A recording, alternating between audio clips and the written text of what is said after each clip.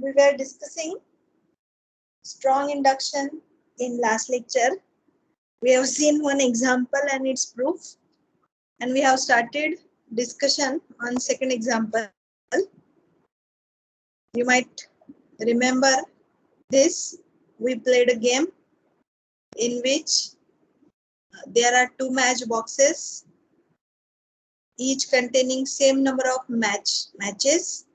There are two players. Player has to remove any positive number of matches, and the player who removes the last match wins the game. And it is concluded that whatever number of matches players are picking or removing from match box, the second player always guarantees a win. And we have to prove this using strong induction. As the empty match box depends upon, or removing all matches from the match box depends upon all the turns. We have to use strong induction here. Let us write the proof. Hope you have tried to prove this.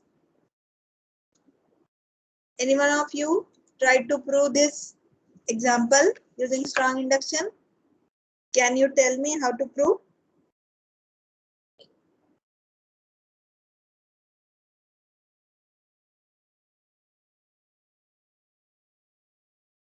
No? Okay. So let us write the solution.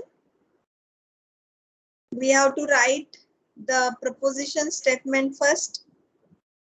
And we know the proposition statement is, if there are n number of matches in each pile, then P of n will be the statement that second player can win when there are initially n matches in each pile. This is our proposition. So we will write that in solution. You also can write with me. Let n be the number of matches in each pile.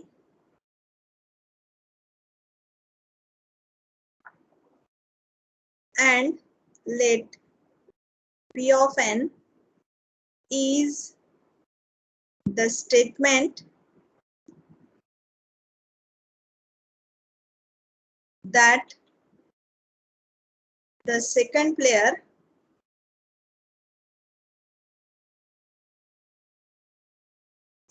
can win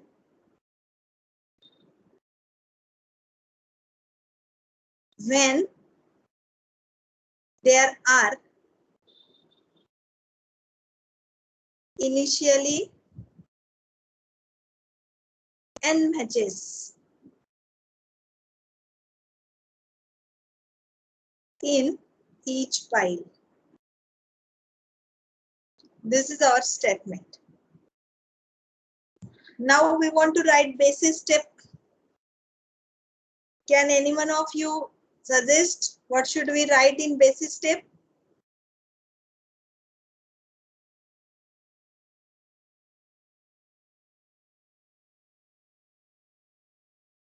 Basis step will contain the information about both the matches with some initial condition with some number of matches. आपको क्या लगता है कि basis step में match में कितनी matches होनी चाहिए ये गेम के लिए? 1. Yes, very good. अगर दोनों मैचेस में एक एक मैच होगी, फर्स्ट प्लेयर को एक ही पॉसिबिलिटी है, एक ही मैच उठाने की पॉसिबिलिटी चॉइस है. वो फर्स्ट प्लेयर एक मैच उठाता है तो सेकंड प्लेयर भी एक मैच उठाएगा और second player will win the game. This is our basis step. So let us write down, if both piles contain one match. The first player has only one possible move. Remove the last match from one pile. At the same time, the second player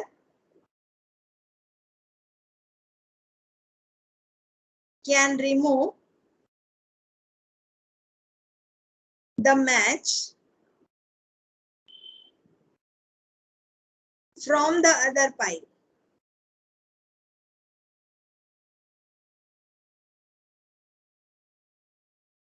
And thereby win.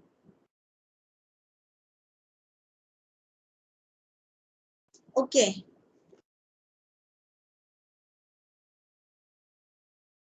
Now we want to write inductive step. We have written in the basis step that if both piles will contain one match, the first player has only one choice. Remove the last match from the pile. Then second player will remove the match from the other pile and second player will win. Now let us talk about inductive step. In inductive step, we first write the inductive hypothesis. And inductive hypothesis we write for P of K.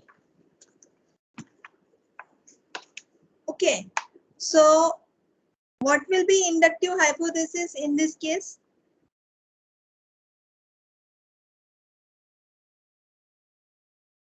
अभी basis step में हमने लिखा कि जो match है उसमें एक pile है. अभी हमें इंडक्टिव हाइपोथेसिस में एज्यूम करना होता है कि के पी ऑफ के एज्यूम करना होता है और पी ऑफ के प्लस वन प्रूव करना होता है. तो इंडक्टिव हाइपोथेसिस में हम क्या लिख सकते हैं? Can anyone of you guess?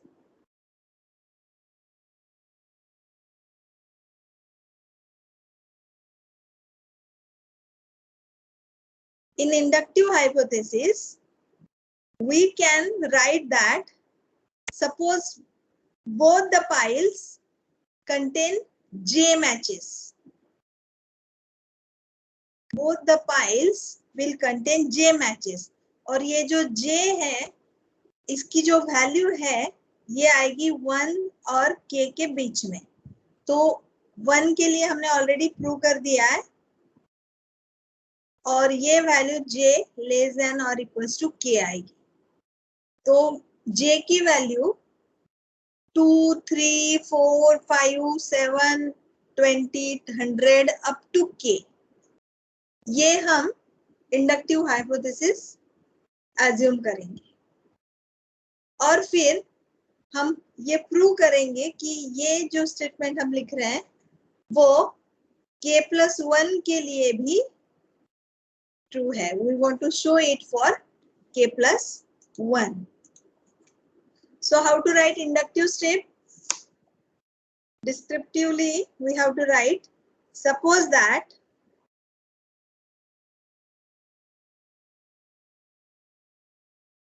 the second player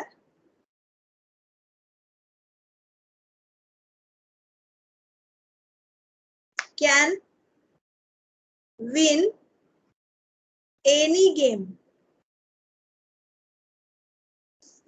that starts with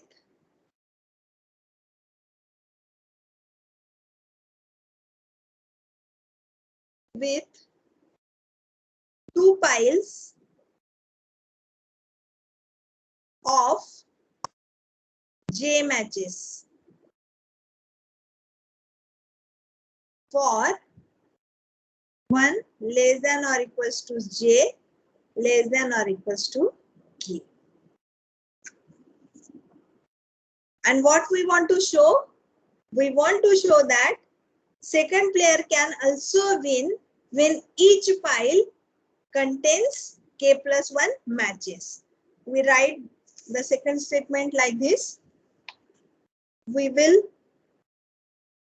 show that the second player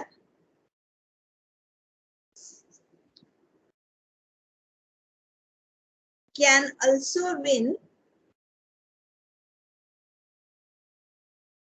when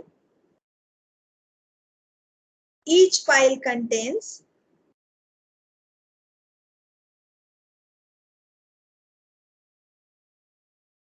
k plus 1 matches.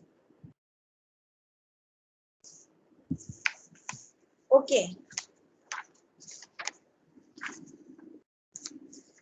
Now how to prove? Just think for a minute how we can prove this.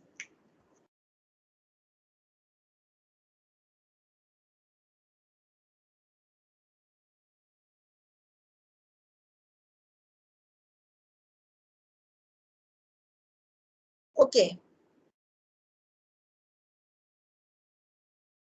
अभी हमारे पास जो दोनों matches है, ये एक match और ये दूसरी मैच, इसमें k plus 1 मैचेस है। ये पाइल से दोनों, इन दोनों में k plus 1 मैचेस है। मैच बॉक्स में k plus 1 मैचेस है। ये प्लेयर 1 प्ले करेगा और ये प्लेयर 2 रिमूव करेगा।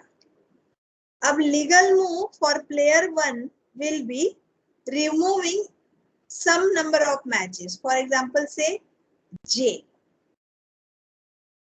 I, J, and whatever variable you want to use, you can use it.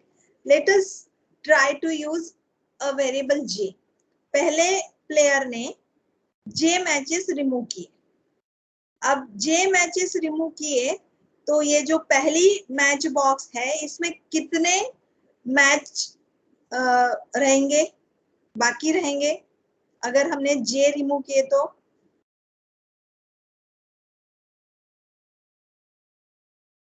k plus 1 minus j रहेंगे। Okay, k plus 1 minus j।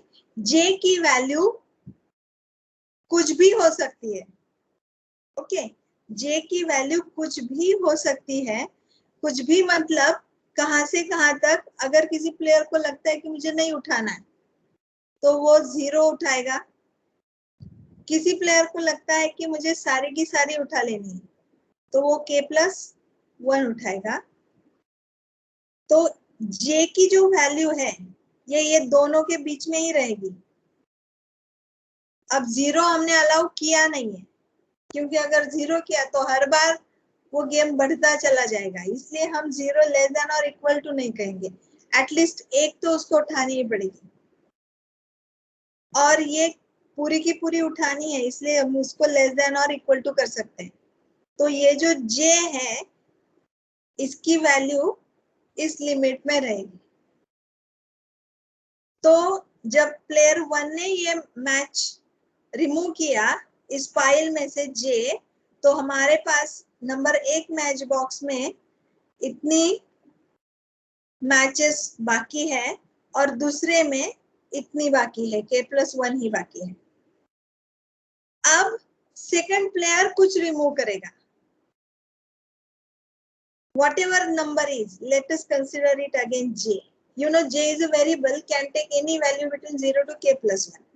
अब second player ने भी ये j मैचेस रिमूव किए।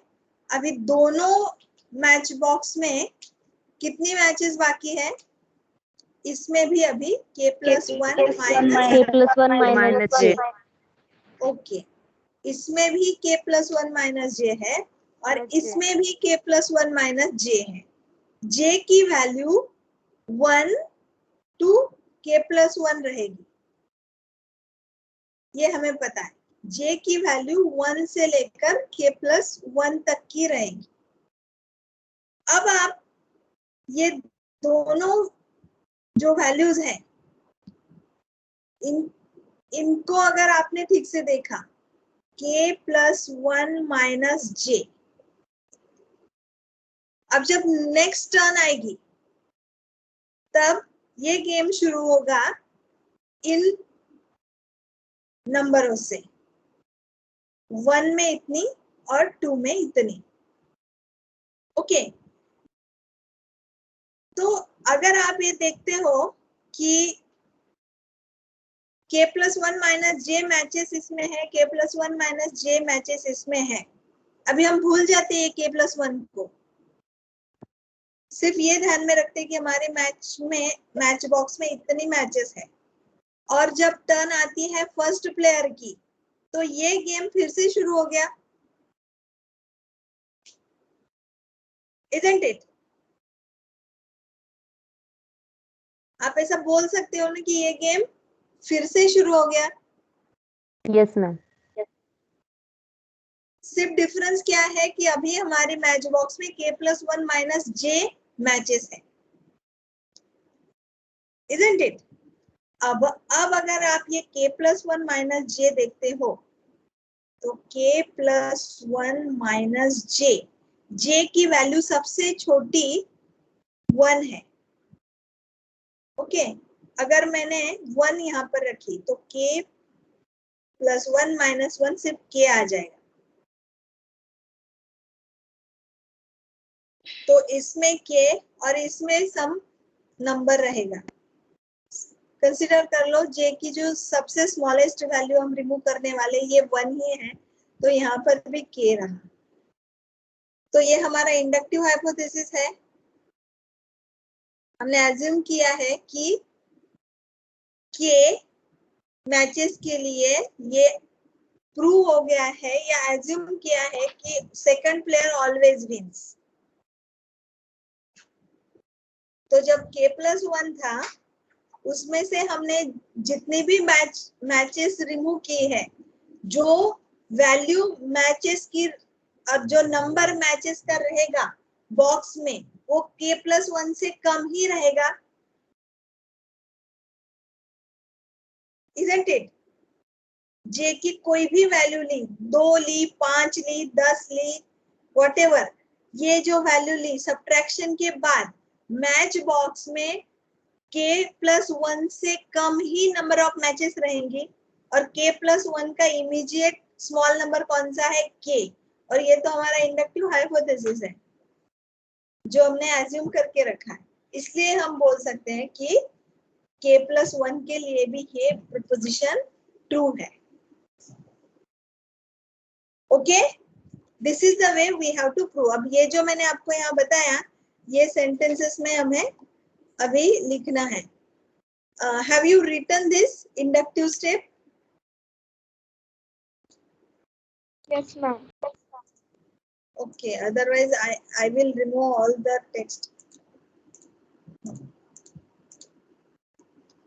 Okay, erase all this. You might have written this already. तो अभी मैं जो रिमेनिंग पार्ट है वही लिखूंगी।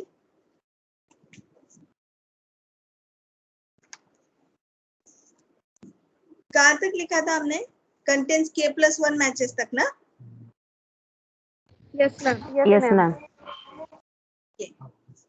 तो उसके बाद हम मूव के बारे में लिखेंगे। So we will write suppose both pile contains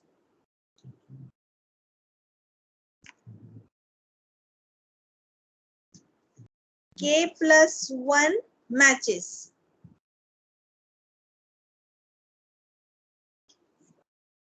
A legal move for player 1.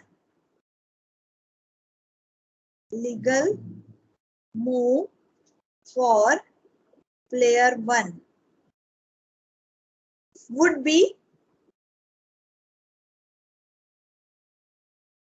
remove j matches. Remove j matches from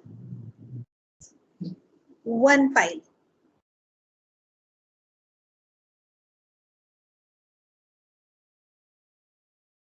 So that j will be having values between 0 to k plus 1. Therefore, the pile then contain k plus 1 minus j and k plus 1 matches.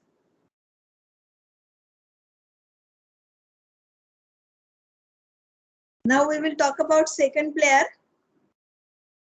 The second player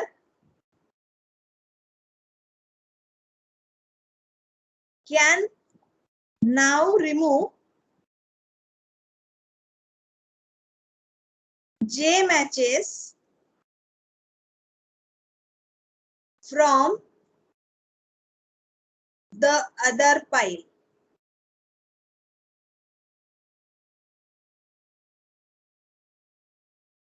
Leaving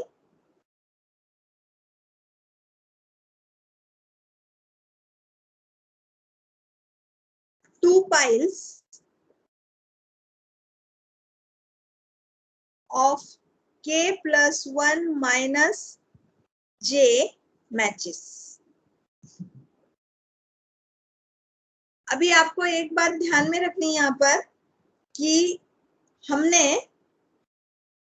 player 1 ने जितनी भी number of matches remove किए उसको भी जे बोला है, और second player ने जितनी भी मैचेस रिमूव किए उसको भी जे बोला है।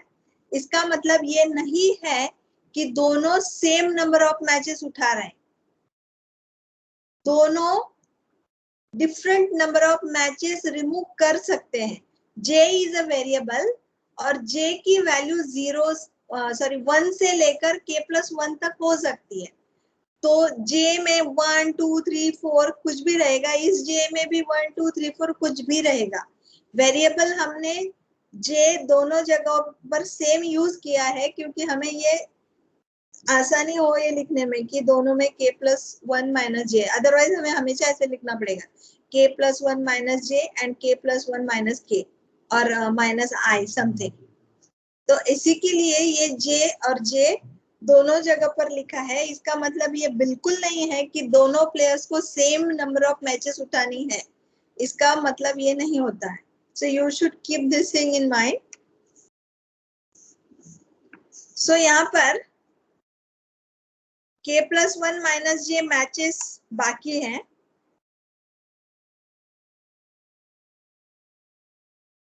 So if j equals to k plus 1, अभी हम ये जो j है इसकी वैल्यू के बारे में थोड़ा सोचते हैं कि j की क्या वैल्यू हो सकती है। अगर ये जो j है फर्स्ट प्लेयर ने उठाया था और सेकंड प्लेयर ने भी उठाया था, इसकी वैल्यू अगर k plus 1 थी, मतलब पहले प्लेयर ने सारी की सारी पाइल्स उठा ली, तो सेकंड प्लेयर को भी गेम जीतना है तो वो भी पूरी की पूरी पाइल्स पूरी की पूरी मैचेस उठाएगी मैच बॉक्स में से। तो कौन जीतेगा? Second player will win. So if j equals to k plus 1 हुआ तो प्लेयर 2 और सेकंड प्लेयर विन्स। ओके, अगर j की वैल्यू k plus 1 से स्मॉल है, सपोज j की वैल्यू k plus 1 से कम है, इन दिस केस कुछ मैचेस फर्स्ट मैच बॉक्स में है, कुछ मैचेस सेकंड मैच बॉक्स में है। In this case we are effectively starting the game.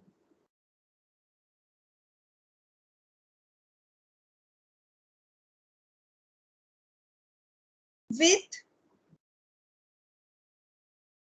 2 piles of k plus 1 minus j matches.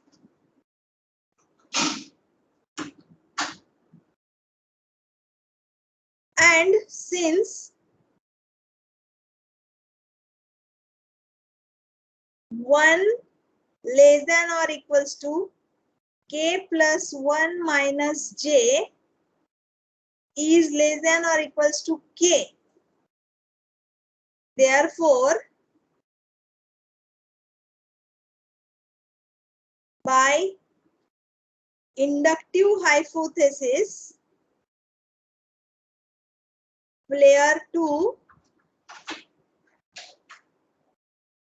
can win the game, and we proved it.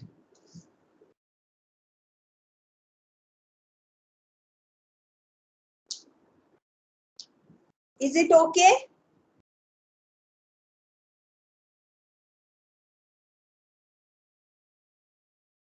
Any doubt?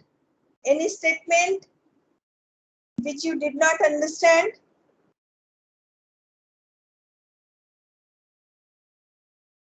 Okay, so let's go for next example. This example is again very interesting example, and this example will give you confidence in writing proofs of strong induction. You write down this example in your notebook. Prove that every amount of postage of 12 cents or more can be formed using just 4 cent and 5 cent stamps. यहाँ पर cents use किया गया है क्योंकि commonly जितने भी examples आते हैं बुक में है तो सेंट्स ही यूज करते हैं. यहाँ पर अंडरस्टैंडिंग के लिए हम सेंट्स को रुपीज से रिप्लेस कर सकते हैं. Postage. Now postage means what? हम जब कोई चीज पोस्ट में पोस्ट से कहीं पर भेजनी है हमें, तो हम उसके पैकेट खरीदते हैं और उस पर स्टैम्प्स लगाते हैं. For example, for Rakshabandhan we post rakhi. तो पहले तो पोस्ट वाले उसका वेट करते हैं, उसके हिसाब से हमें पोस्टेज बताते हैं. तो पोस्टेज मीन्स मनी. तो सपोज आप पोस्ट ऑफिस में गए और पोस्ट ऑफिस में सिर्फ 2 ही टाइप के स्टैम्प्स अवेलेबल हैं, 4 रुपए का और 5 रुपए का. 2 ही टाइप्स के स्टैम्प्स हैं वहां पर, 4 रुपए के और 5 रुपए के. और आपकी जो अमाउंट हुई है, सपोज ये हो गई है 35 रुपीज के स्टैम्प्स हमें लगाने हैं उस पैकेट पर. तो 35 रुपीज के लिए हमें 4 रुपए के कितने स्टैम्प्स खरीदने होंगे और 5 रुपए के कितने स्टैम्प्स खरीदने होंगे? आप बोलो.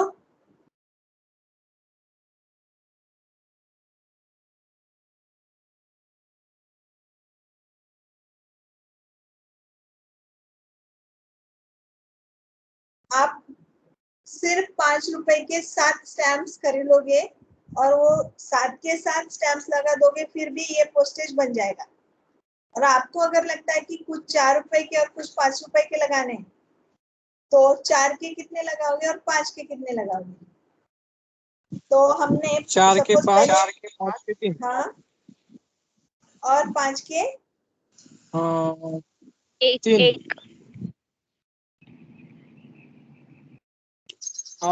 5 coin of 4 and 3 coin of 5.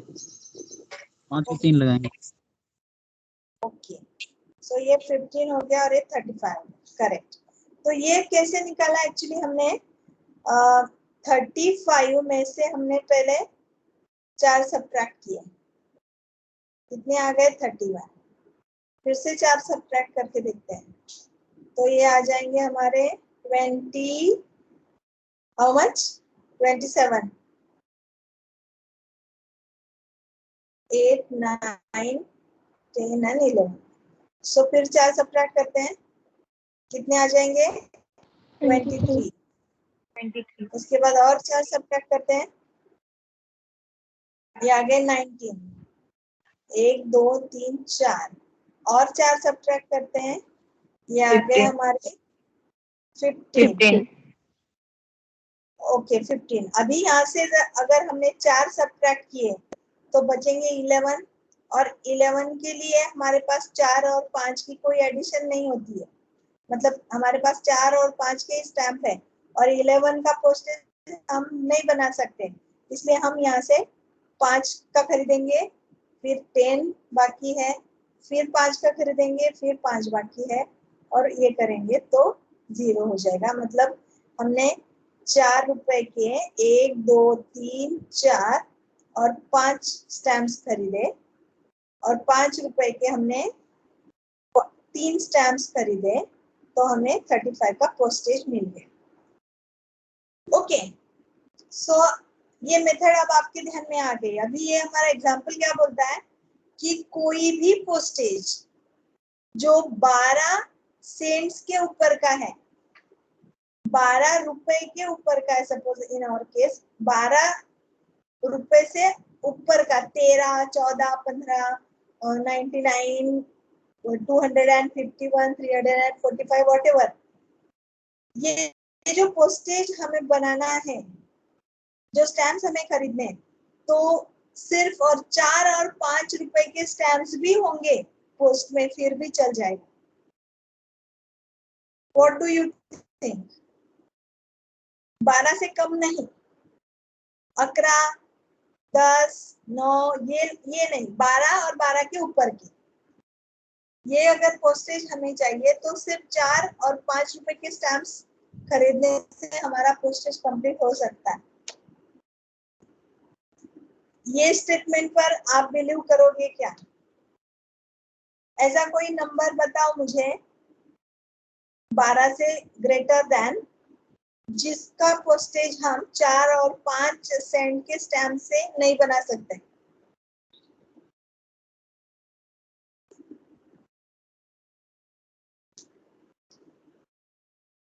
है कोई नंबर आ रहा है दिमाग में? ये नंबर जो जिसके लिए हमें कोई और स्टैम्प लगेगा, ऐसा कोई नंबर आ रहा है तुम्हारे दिमाग में?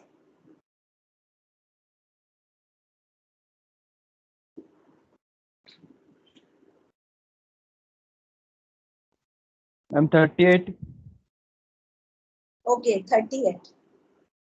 अभी हमें 38 का पोस्टेज बनाना है, तो 38 के लिए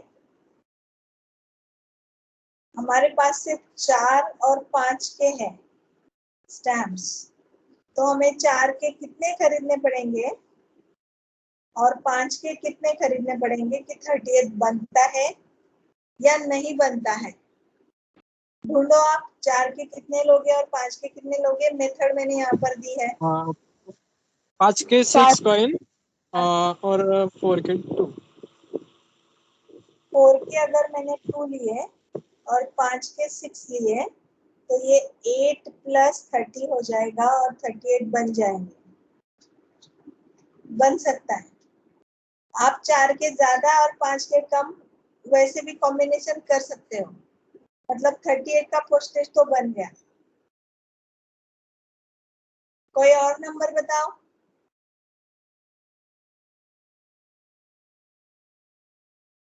11 नॉट अलाउड, 12 से ऊपर का ही चलेगा। मैम क्या करना है मतलब?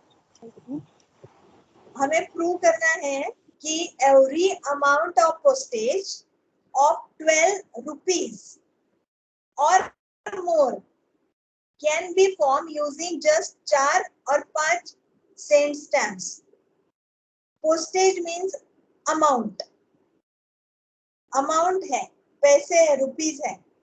12 से ऊपर के जो भी मनी है, इसका जो पोस्टेज हमारे, सपोज पोस्टेज छोड़ दो, तुमको एक चीज खरीदनी है,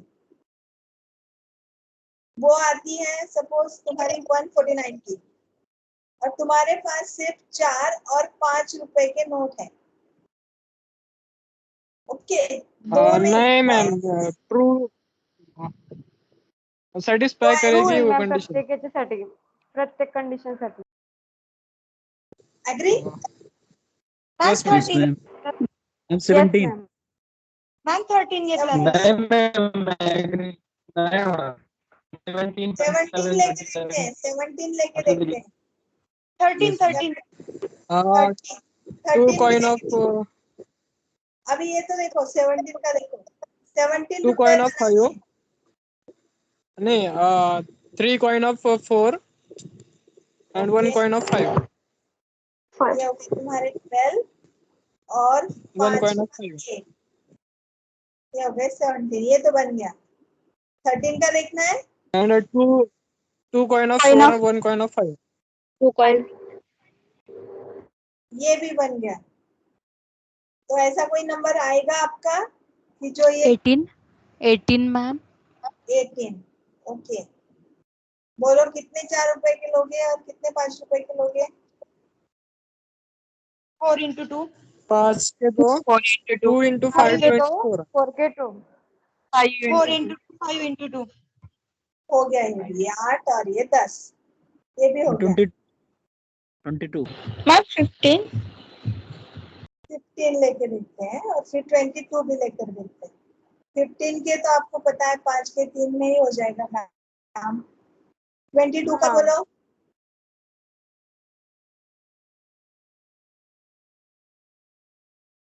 22 का बोलो, कैसे निकालते हैं? 4 के Subtract 3 और करके 5 सब। के 2। 4, 3 of 4 and 2 of 5. ओके, 4 रुपए के 3 और 5 रुपए के 2, ये हो गए 12 प्लस 10, ये भी मिल गया। तो कोई ऐसा नंबर आएगा क्या कि जिसका हाँ। पोस्टेज नहीं बना सकते? नहीं मैम. नहीं मैम. नो ये स्टेटमेंट, ये क्लेम करेक्ट है। Okay, and we want to prove it using strong induction. So let us prove. First, we write proof using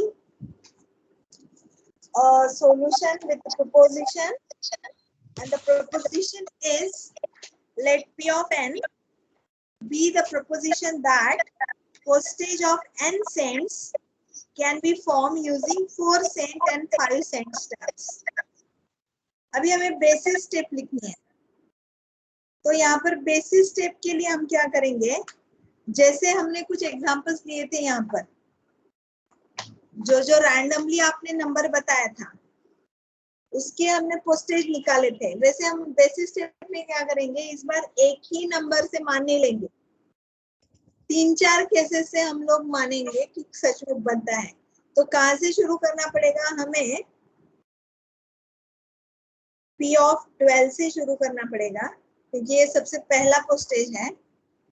तो 3-4 केसेस करके देखते हैं, 13 का भी करके देखते हैं, 14 का करके देखते हैं, 15 का करके देखते हैं, और देखते हैं कि ये होल्ड करता है कि नहीं।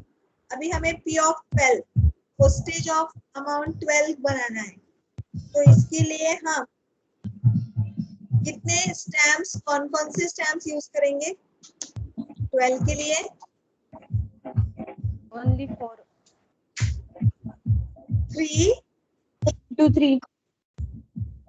3 4 cent stamps, isn't it? So that will be 4 plus 4 plus 4 equals to 12. 13 के लिए क्या करेंगे? Uses कितने 4 4 के के और 2, कितने 5 के? 4 के 2, 5 का 1। 4 के 2 5. Yes, correct. 2 4 cent and 1 5 cent stamp. तो हम ये कैसे लिखेंगे 4 + 4 + 5 = 13। 14 के लिए बोलो 1 5 4 के 1 2 5 के 2 5 का 2 1 4 cent and 5 and 1 5 1 2 की 2 5 cent 5 के 2 5 का 2 5 5 cents cent stamps। तो ये कैसे लिखेंगे हम 4 + 5 + 5 ये हो गया आपका 14 का पोस्टेज। 15 के लिए 5 के 3 3 stamp so it uses 3 5 cents 5 cent stamps. So that will be written as 5 + 5 + 5 = 15. So can I write P of 12, P of 13, 4 P of 14 and P of 15 holds? They are true. The statement is true for P of 12, P of 13, P of 14 and P of 15. है ना? Yes ma'am yes ma'am okay so हमने इस बार क्या किया, एक ही basis step नहीं ली, तो हमने चार वैल्यूज लेकर और चार वैल्यूज के लेकर हमने इसको प्रूव करके दिखा। अभी हम इंडक्टिव स्टेप लिखेंगे। सो इन इंडक्टिव स्टेप एज यूजुअल आपको एज्यूम करना है और आपको k+1 के लिए प्रूव करना है। ओके तो हमने इंडक्टिव हाइपोथेसिस में क्या एज्यूम करना है?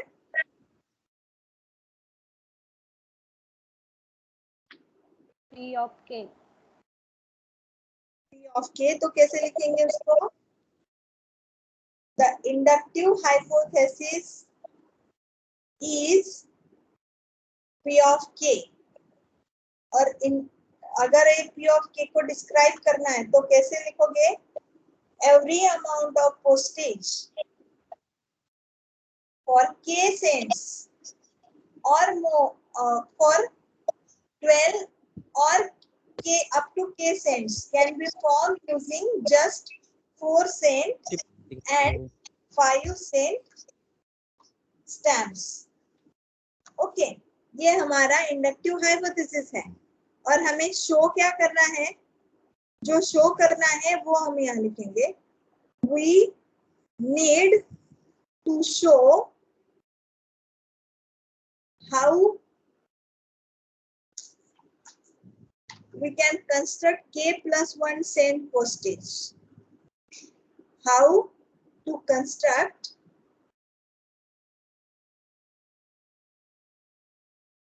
k+1 cent postage, ये हमें शो करना है। हमारे पास क्या है? k तक का पोस्टेज है।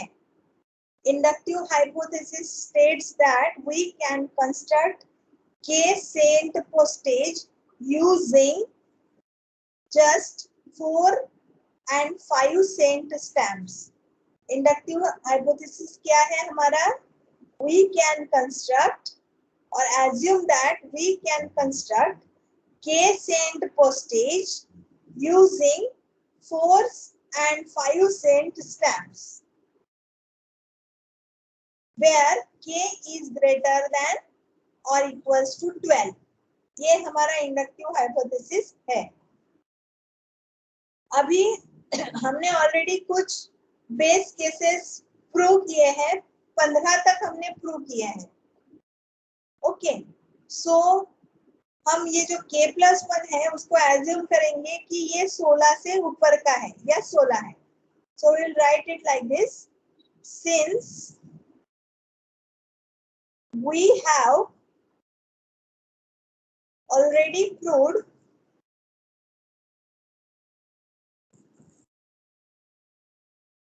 base cases up through 15 cents.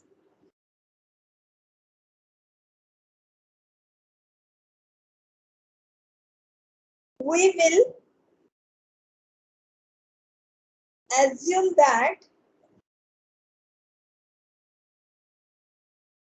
k plus 1 is greater than or equals to 16.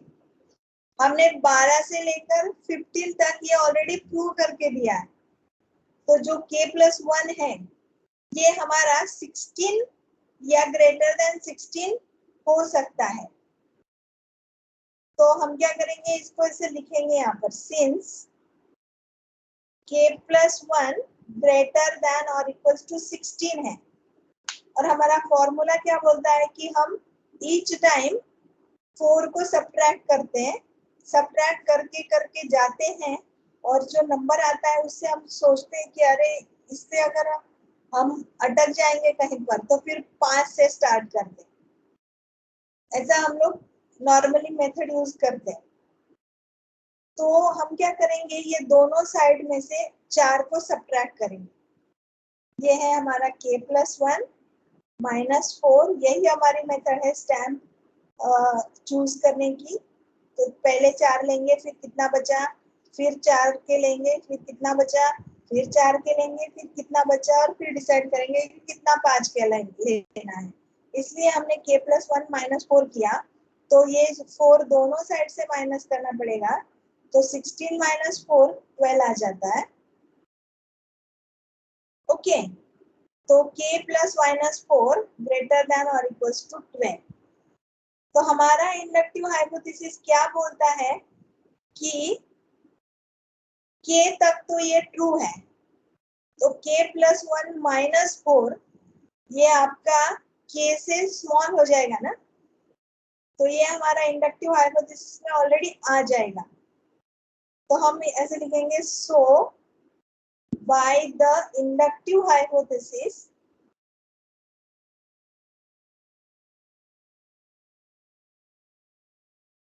we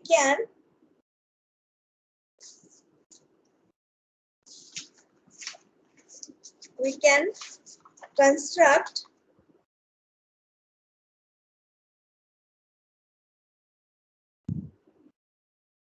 postage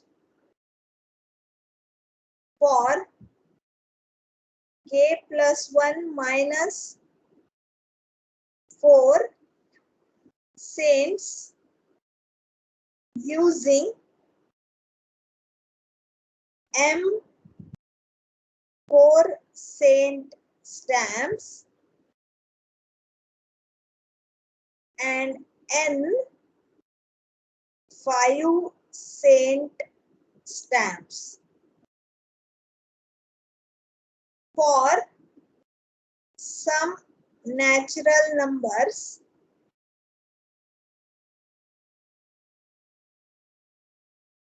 M and N.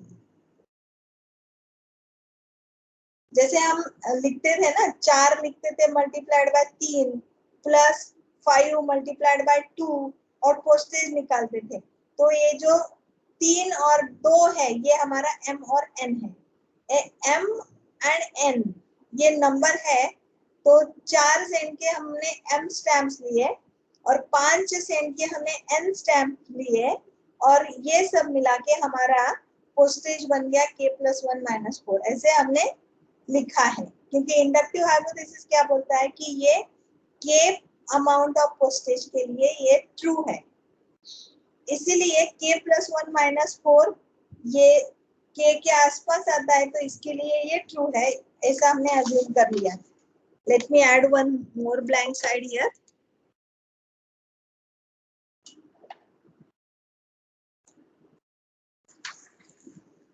Okay. तो जो हमने पिछले स्लाइड पर लिखा उसको हम ऐसे लिख सकते हैं. इन अदर वर्ड्स,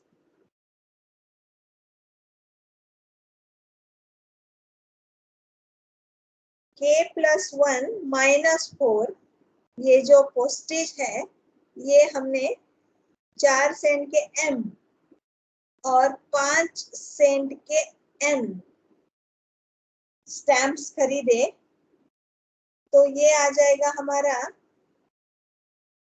कुछ वैल्यू, बट देन ये जो k+1 है ये 4 इधर लेकर जाते हैं ये साइड में, तो सिर्फ k+1 रहेगा। ये हो जाएगा हमारा 4m + 5n + 4, ये इधर का 4 इधर आकर तो प्लस हो गया। ओके, अभी ये एंट्री और ये एंट्री इसमें 4 कॉमन है, तो हम क्या करते हैं ये 4 कॉमन निकाल लेते हैं और m+1 कर देते इसको और ये 5n लिख देते हैं इसमें। तो हमारा ये जो पोस्टेज था k+1 का कितने 4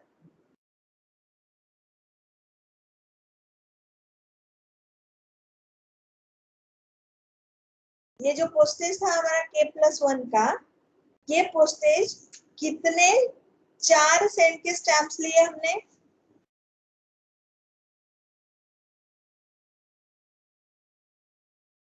m+1 करेक्ट।